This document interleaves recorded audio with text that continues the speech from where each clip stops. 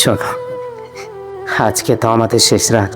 কাল যখন তুমি তোমার হবু স্বামীকে দেখার জন্য ব্যস্ত থাকবে, তখন আমি নিজেকে শেষ করার পথ খুঁজে নেব।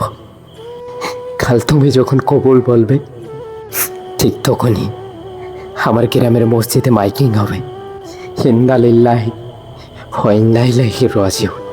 শোনো, আজকে তো আমাদের শেষ রাত। কাল থেকে তো তুমি অন্য কারো হয়ে যাবে।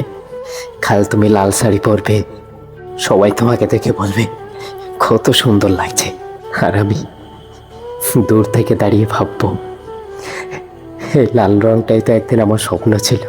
কাল তোমার হাতে মেহেদি থাকবে, কিন্তু আমার নামটা থাকবে না, সেখানে থাকবে অন্য কোনো পুরুষের নাম। কিন্তু কিছু স্মৃতি আছে যে এগুলো নাম বদলে গেলেও কখনো বদলাবে না।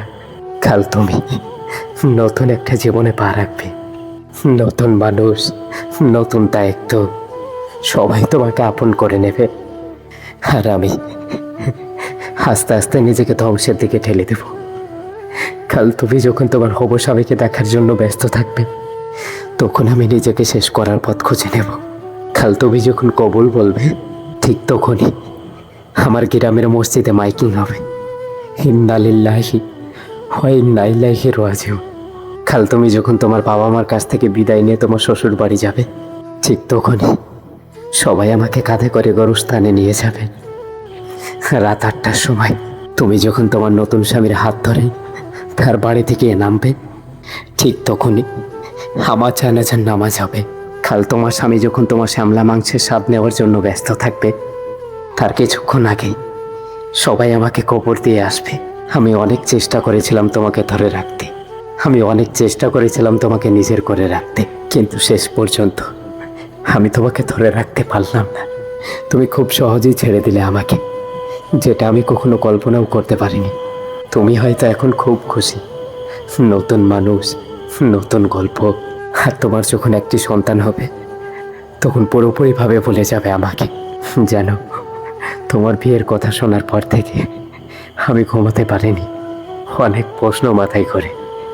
আমি কি সত্যি তোমার জন্য এতটা অপ্রয়োজনীয় ছিলাম? তুমি বলেছিলে সব ঠিক হয়ে যাবে। হ্যাঁ, ঠিক হয়েছে। তুমি তোমার জায়গায় ঠিক, আমি আমার জায়গায় শেষ। কাল তুমি যখন আয়নার সামনে দাঁড়াবে, নিজেকে সাজাবে, একটি বারও কি তোমার মনে পড়বে না যে কেউ একজন ছিল যে প্রতি রাতে তোমাকে এমন সাজে কল্পনা করত? তার নিজের মানুষ হিসাবে আমি চাইলেই জোর করতে পারতাম, কিন্তু করিনি। কারণ আমি জানি, জোর করে সব কিছু পাওয়া গেলেও ভালোবাসা পাওয়া যায় না। তুমি ভালো থেকো, সত্যিই ভালো থেকো। আমি চাই তুমি সুখে থাকো। আর কোনোদিন যদি হঠাৎ করেই মনে হয় সব কিছু থাকার পরেও কিছু একটা কম, তাহলে বুঝবে যে কেউ একজন ছিল যে তোমাকে নিঃস্বার্থভাবে ভালোবাসত। আর আজকের রাতটা আমার জন্য শেষ রাত। আজ আমি শিখে নিয়েছি কিভাবে তোমাকে ছাড়া বাঁচতে হয়, কিভাবে তোমাকে ছাড়া থাকতে হয়, কিভাবে নিজেকে শেষ করে দিতে হয়।